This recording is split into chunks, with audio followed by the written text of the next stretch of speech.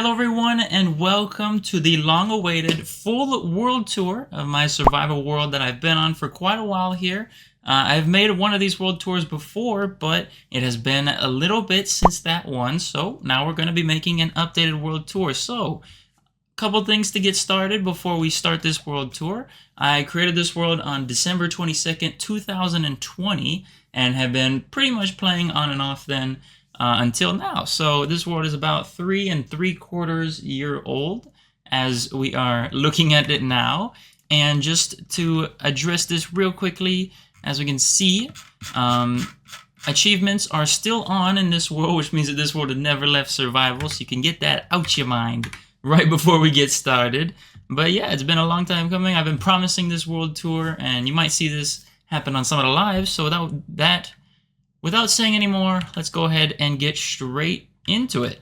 So to start off the world tour, we're going to be starting with the first build project that was ever made on this world. This is the reason I created a world. This is for the original castle here. So this is kind of my main base. So inside this castle is going to be a lot of main base things that are, you know, essential to getting yourself started in Minecraft. Before we get to a couple of those things, here are a couple of my day one builds. Over here we have my starter house, and then we had a starter farm and a strip mine for back in the day when 1.16 Minecraft, you know, you could mine at y=11 and get everything you needed. But this is our starter house here. We lived in this until the entire castle was done. So this starter house served us very, very well. And if you remember the layout of this house, it might be familiar in a little bit later in this video. But a couple starter buildings, nothing too crazy going on there. And now we can go into the castle. So as we can see, we have PA9 plastered absolutely everywhere. And once we go onto the inside of these inner castle walls, we have some buildings that are dotted around that aren't too important, but they are just kind of filler buildings that have a little bit things here and there. And we can enter the main castle keep of my main base, which is the PA9 Castle. So as you can see, on the inside here, we went for kind of a wooden mansion, very spruce, warehousey type vibe. So in some of these rooms, I can go over them relatively quickly because at the time of building these, I was kind of just picking whatever to put in these rooms. But anyways, this is a library with an enchantment table back there. Over here we have some bulk storage, so if I ever have a lot of a certain type of block, I have some bulk storage to go ahead and put those away in. Over in this room we have a really long dining table. I don't really know why I built this, but I've never used it since it's been built, so I don't know, I just felt like a castle kind of needed that. Over here we have kind of a trophy room. We got our dragon egg. And I thought that there was an armor stand here with an elytra on it, but I guess that disappeared. I don't exactly know what happened to that, but okay. Over here we have an iron farm, which actually still works. I did not realize that, but I built this iron farm a very long time ago, and it has carried me through all of my iron needs since its production, or since its creation. Over here we had a potato farm. This potato farm was for the potato smelting method that used to exist back in the day, where you could get crazy amounts of XP from smelting lots of potatoes. We also had the one-tick bamboo farms that was powering the super smelter, but those one-tick bamboo farms got patched, and so did the potato smelting XP method. So we've had to, you know, since then come up with new methods for XP, which, as you can see, I'm actually a little bit down on XP because I was trying to enchant a new sword that didn't quite go well the first 2 times, so we're gonna have to get our XP back in the 4 digits. Over here we have a little memorial for the dog that I tamed on day 1 of the world, who also ended up not making it past the first day on the world, so got a little memorial for him. That is OG Ananobi. Shout out to anyone who knows about him. And then over here we have a little sanctuary for my pet that I tamed on day 2 of the world. That is him right there. His name is Cloud. Shout out to Dark Fear for naming Cloud as well. Moving on to the next room, we have a little bit of a treasury room, which I thought was a cool idea until I just actually started running out of all my treasury resources. So we still have a little iron and emerald and a tiny bit of diamond, but not too much going on in the treasury room. Over here we have a wool farm for every single color of wool. This actually has proved to be a very, very useful farm. I actually haven't had it running for a while because I've made way more wool than I'll ever need. So, this is useful for creating like little outlines for build projects. Sometimes if I'm building a village, I can outline the different components and then kind of help me visualize the larger scope of the build. So that's definitely a W farm that I built back in the day. Over here we have a cake factory, which has all the ingredients for a cake. That's cool. And then over here we had a memorial for Minecraft's 12th birthday. I don't exactly know why I built that, but it's there. So yeah, you could definitely tell that some of these ideas for these rooms were definitely on the fly. And now that we're on the third top floor, we have my old bee farm. I actually had like a nice enclosure for bees, but since then we've upgraded to a different farm that we use nowadays. Over here we have my sugarcane farm when they patched the zero-tick sugarcane farm, so I just had to make a little something so I could get some paper to make my firework rockets. Over here we have a flower farm and then a cactus farm, which has proved its use in the 1 or 2 times that it's gotten used. Over here we have a brand new room, which I've actually, it was empty for a while, but I more recently filled it up. We have a potion brewer that is, I guess, semi-automatic, but it can make me 3 shulker boxes of potions when in just kind of one operation. So this has actually been pretty useful. It's something I just designed myself. It's not too complicated. Over here we have a lava farm. I used to use this a lot more, but more recently I just go to the nether and get 4 shulker boxes of lava when I needed super smelting. Over here we have our snow farm. Look at this guy, looking absolutely amazing. I actually do need to use that because I'm gonna need some snow soon for the 7,000 monument that, as of the time I'm recording this, I'm in the process of building. Over here we have a concrete converter. So basically this little machine here allows me to convert lots and lots of concrete powder to concrete in a relatively easy manner. Kind of just having a little module here that allows me to press and hold the place button, and then it pushes out all the concrete powder and builds a giant kind of cube out of it. So this farm has been very, very helpful, which, as you will see, we have a lot of builds with concrete that actually look pretty massive, okay? So now that we head up to the roof of the castle here, we can see that we have these giant illuminated roof overhangs looking absolutely amazing. These are kind of like a big canopy that cover the roof area of my castle, and this is my new house. So if you remember the design from my day 1 house, starter house, this might look a little familiar. We have these little platforms with some grass, and then we also have my main house, which is looking absolutely amazing. As we go into the main house, we can see that we've got some chests, we've got some pets as well, W cats in the house, we got some furnaces. This is my old brewing area. And then when you step on this pressure plate, we open up the little basement here. And this is kind of my main storage room and where I do a lot of my crafting and I guess things of that nature. So we got some shulker boxes here. This is my storage room. It's been like this since it was created, so nothing has changed here. I like to just sort my items manually by category because storage systems on Bedrock, they're a little easy to break because of the way simulation distance works. So if you're sorting something and then you fly away, it can be very easy to break. So that's why I kind of went for this more traditional sorting system, and it's worked really well for me, so I'm pretty happy about that. We got an enchantment table with some more storage, shulker boxes all over the place. This place is kind of a mess, but it's where I do most of my stuff, so it's okay to be like that. And then I think that is pretty much all for the castle. We can go ahead and head out back here to show a couple more things. So over on the left of the castle, as we can see, these are our yearly anniversary hot air balloons. So every time I hit the anniversary of December 22nd, we'll build ourselves another yearly anniversary balloon. Just kind of a little tradition that I started. And obviously we have our year 1 balloon, year 2, and year 3. And I guess in a few more months we'll have a year 4 one coming soon, so that's pretty exciting.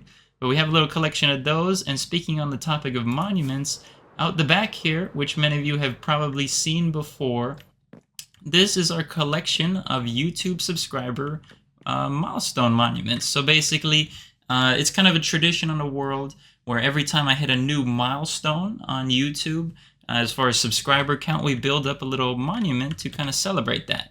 So as you can see, we started all the way back at 300, and the most recent one that we're constructing right now is the 7,000 subscriber monument. So this is just kind of something that I like to do, because I used to stream this world only on YouTube, so that's kind of where this tradition started, and ever since then I've just liked to continue it. So we have plenty of subscriber monuments, which I've been very grateful to, hit and things like that. So hopefully we can keep it going, okay? So let me go ahead and sleep real quick, get a sip of water. So now that's going to bring us to our next build project after the castle here, which is going to be our Japanese village build project.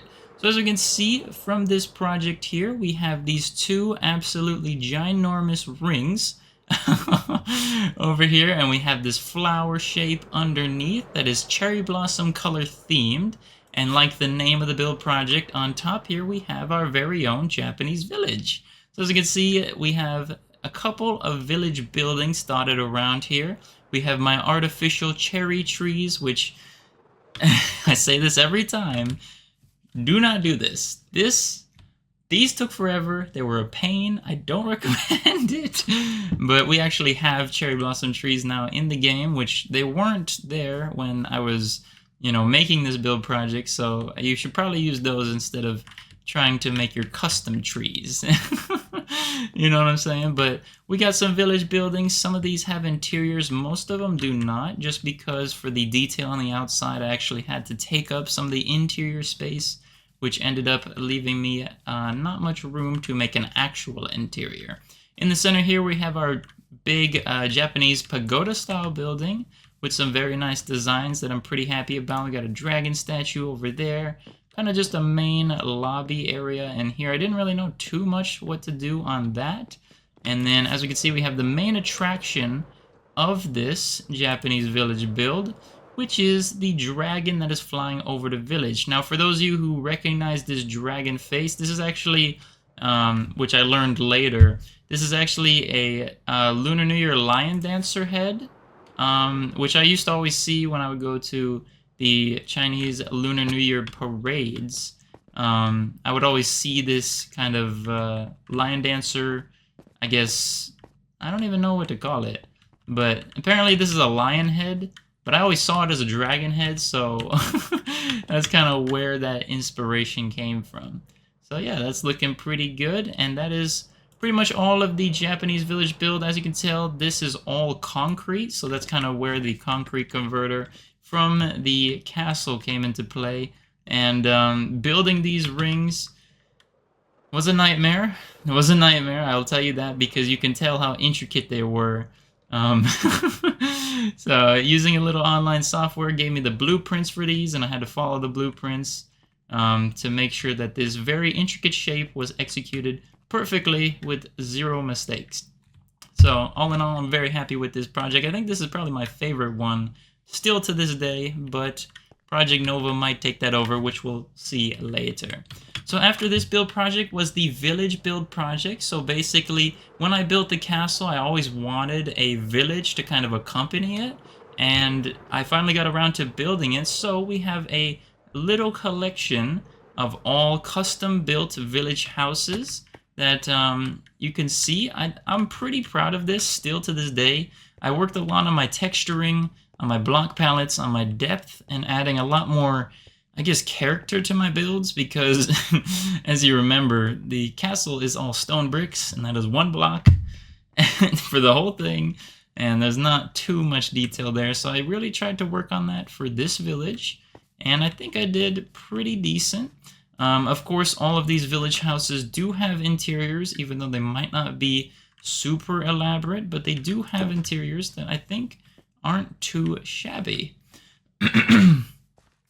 Occasionally, here and there, I'll actually give somebody from the lives who's like a viewer that I recognize, or now more recently, it's a channel points reward over on Twitch. I can actually, viewers can claim a house. So if a viewer claims a house, like you can see Ole's Forever Humble Abode, they technically are engraved in the world, And basically what engraved in the world means is that if you ever see kind of unique names on tools or houses, that means that there's been a viewer who has gotten engraved where basically they are a part of the world forever. So if they come back in like 2 years, right, between the time they see the stream next, they will always have a part in this world. And yeah, I think it's something kind of cool that I've been doing for a while now. Over here, as this part of the village, we have a little market area. So if there were villagers here, they would sell, products to, in the market. And yeah, this village does have a lot of frogs as well. So I guess this is the village of the frogs, technically. But yeah, we have lots and lots of custom houses. I really enjoyed this project. I think this took place in like August of 2022. So just over 2 years ago as the time of recording this. And yeah, I think this project has aged pretty well, and I'm still really happy with it.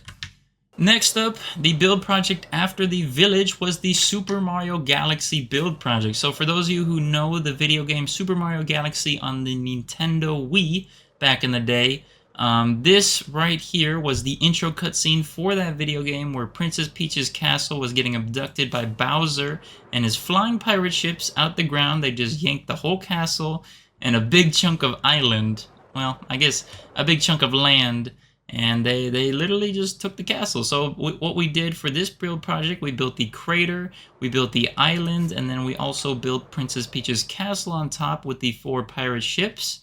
We don't have too much of an interior on here, but we do have a little bit. So if we go ahead and go inside Princess Peach's castle, this is the interior. I based this off of a couple screenshots from Super Mario 64.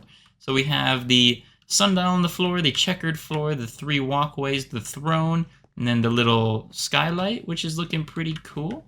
And I was, again, lots of concrete. Once again, we got the little cloud people on the walls. I don't exactly know if they have a name or not. And then, as you can see, we have 4 exactly identical flying pirate ships with the propellers, each picking up a quarter of the island, and I guess they would be flying off with it in that direction. This was a pretty interesting build project. I think a lot of people kind of liked it after it was built, but during the time period of when I was building it, I guess it wasn't wasn't super popular, but that's okay, we don't talk about it. Anyways, the next build project after the Super Mario Galaxy build project was the underground subway system. So you might notice these little pink buildings dotted around, which are all surface stations for the underground subway. So we're going to actually head back to the castle to access this, but basically I wanted to build an underground subway network that would connect to all of my major big build projects, but it also would have something a little more potentially useful besides just transporting you in a minecart. So as you can see, we have this hooked up to the castle. We can transport ourselves with 2 minecarts with chests. So if I ever needed to transport more shulker boxes of stuff with me at once, I could, I guess, save a couple trips by taking the subway. But in practice, after building this, that really hasn't been the case. Usually I just use the elytra a couple of times, but I still think that this was a really cool project to work on, kind of bringing you back to the olden days when there was no elytra, you know what I'm saying, back in my day. So this is the underground subway. As you can tell, this is about the time when cherry blossom wood came out, so I really liked using cherry blossom wood as a big theme kind of going on here. It was a fun project, I will say. So we have a lot of train stations. Most of them are centered around a build project, except this one here, which is kind of just in the middle of everything, kind of a big conjunction point. And when we have a conjunction point, we build ourselves a redstone redirector. So basically what this mess of color-coded rails is basically no matter which tunnel of the subway system you come in from to the conjunction point, you will always make sure to get redirected to the little landing point over there, and then you can, with these levers, select which route you want to go out. So obviously the concrete corresponds to which tunnel you want to go through. And the unique part about this subway system is that you can use one set of tracks to come into the conjunction and also go out. That does require a lot of complications, which, as you can see, because if you want these minecart chests to work and actually carry items, you cannot break them. Because if you break them, everything falls out, and that kind of defeats the purpose. In addition to these 4 routes that you can choose where to go from, if you select none of them, you will actually go out the default pink route, which, as you can see, there's no pink lever. You go out the default pink route, which will just take you to the surface station, which were those pink little buildings that you saw earlier.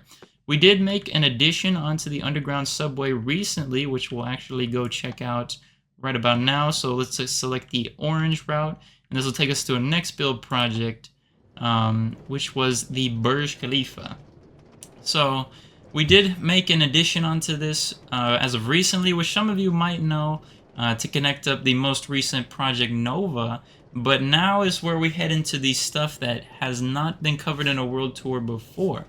So the next build project that we're going to be looking at is the one and only Burj Khalifa build project. Some of you might have found me at that point. This point during this build project was actually when I got my face cam, and I also moved to PC, which was an absolutely huge move for me, just because of everything that having a PC and a face cam has allowed me to kind of learn about, especially being a streamer where your face is now out there.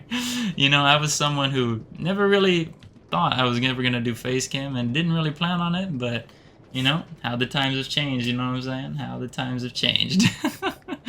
So as you can see, we can go ahead, get ourselves up to the surface station right here where we can see the one, the only, the Burj Khalifa.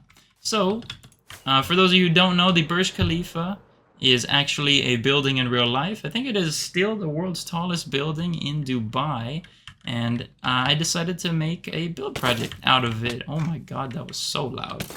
Please get away. Okay, so as you might observe, on the Burj Khalifa, this thing is fully lined with redstone lamps all the way from the bottom to the top. And the cool thing about these redstone lamps is that these are actually fully controllable.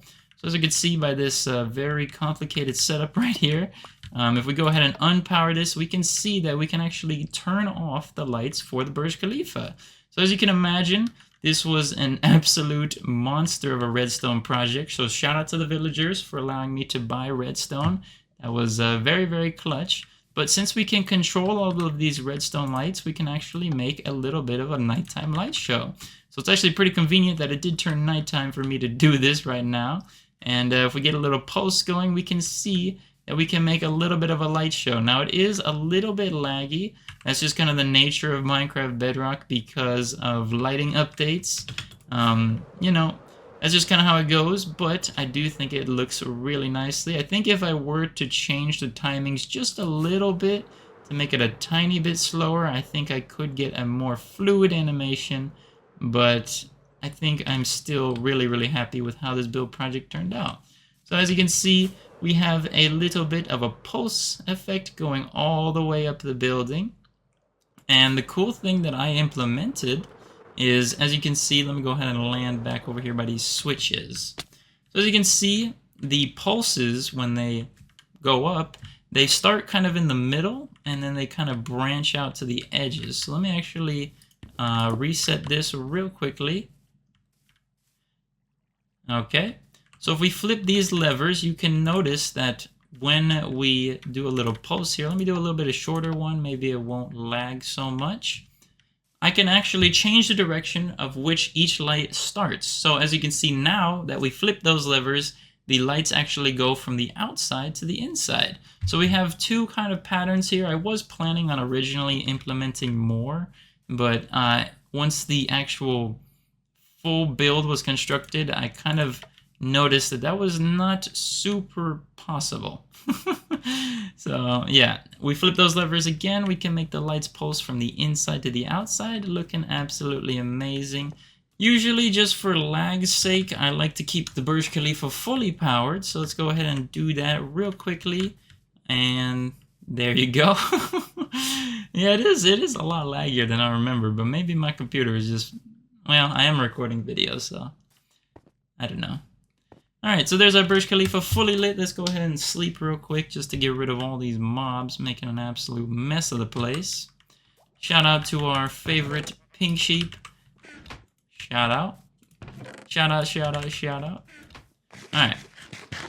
So as we go into the Burj Khalifa, we can see what our redstone is looking like. So, I know this looks really complicated, but I promise you, it's not as complicated as it looks. But basically what we have going on here is we have lines of stone bricks and stone, which basically wire up all the redstone lamps going on around the 360 degrees of the building.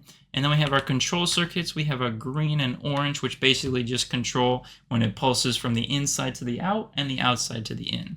So that allows us to have two directions to which we do the pulsing.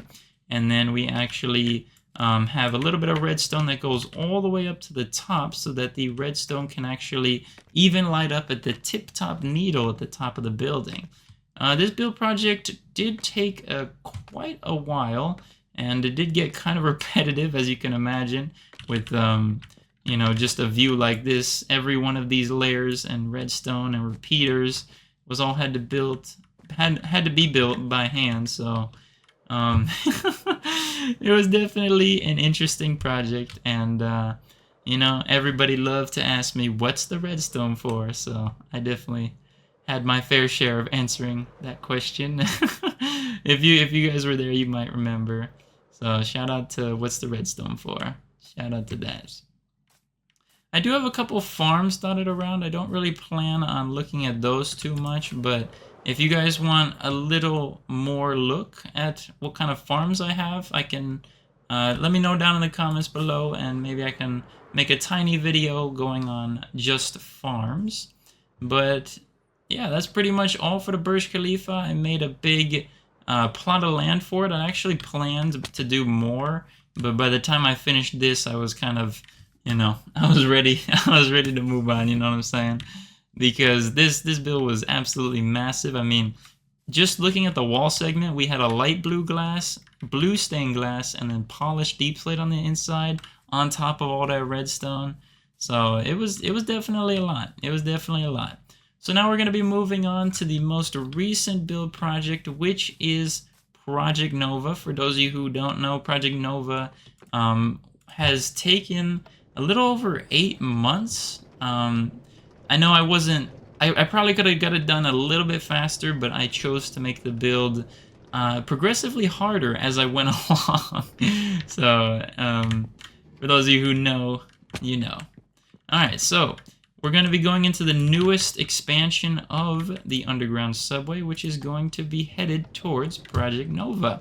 So we're going to go ahead, go up here, and then since we selected this yellow route, we'll be directed over to the big man, Project Nova. We have a little bit of change of style here. I went for warped wood with dark oak accents, which I think looks really nice. We also have sea lanterns here, which put a big emphasis on the style of build that Project Nova is. So as you can see, we're going to have a little bit of an elevation here. We go up to this bit, and now we're actually underwater, which I thought was a really nice touch.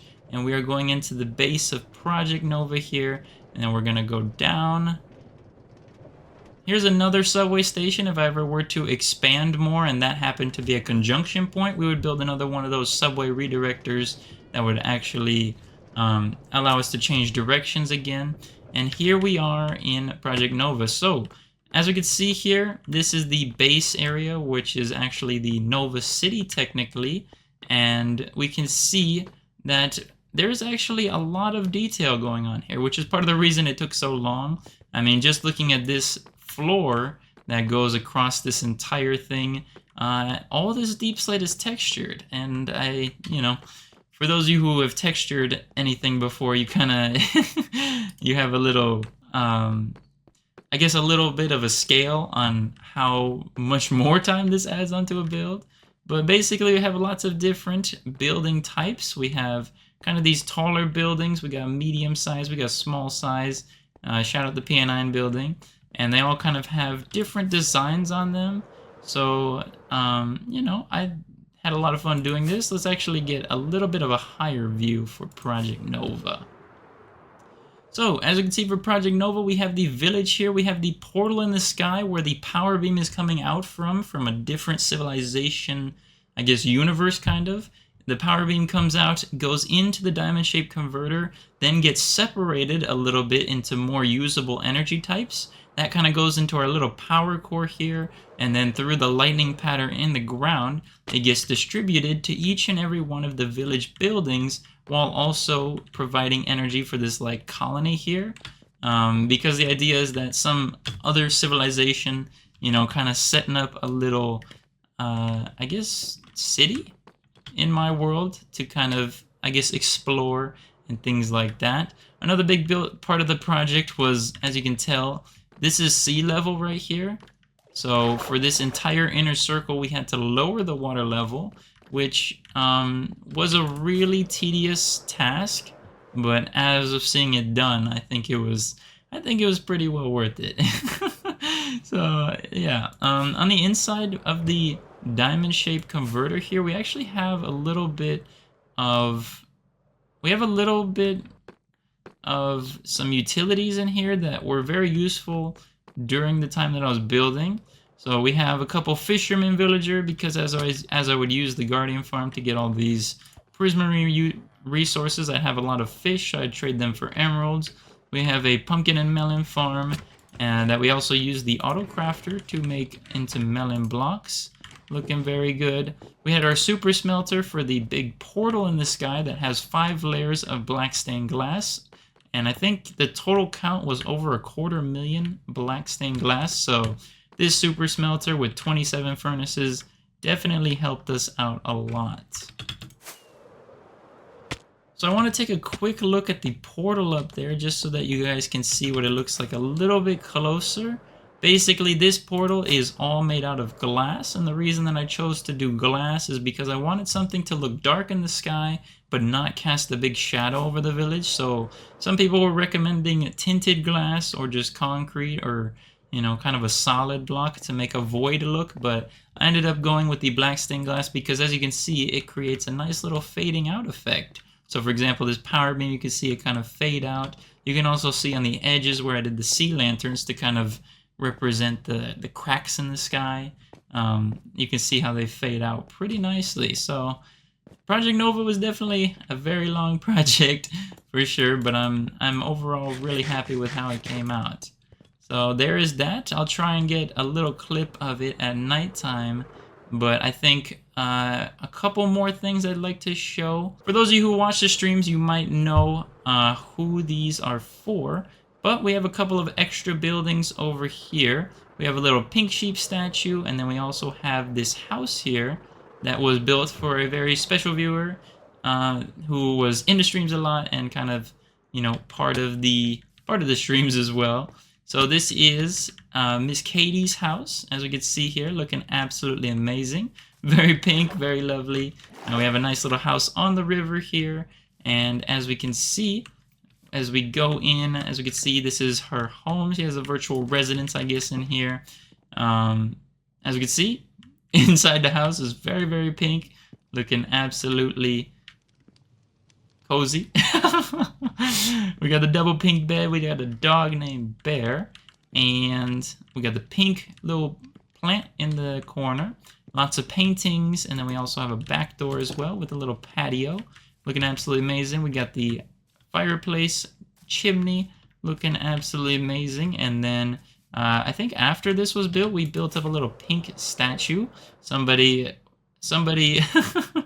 funny story on this, somebody actually had donated quite a big amount, and they specially requested a little pink sheep statue. So, you know, I felt like it was deserving to be built, and I think it's a really nice addition to the world, just a little statue there. For those of you who noticed this pink building, this was actually when the sniffers came out, so I had quite the big area to get sniffers because I thought the torch flower seeds and the pitcher plants were actually going to be useful, but they never really were, so I kind of just had to build a little, I guess, place for the sniffers to live.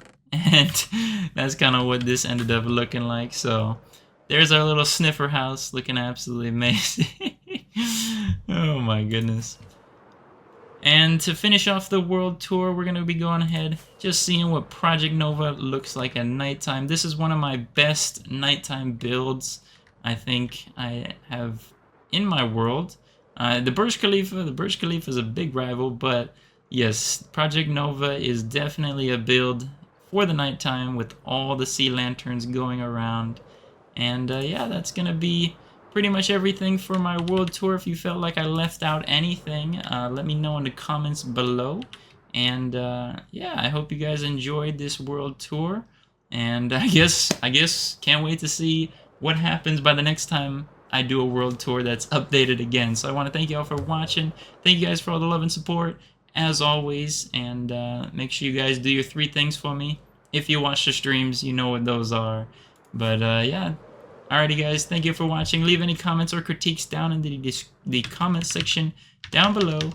And yeah, thank you for watching, and bye-bye. Whee!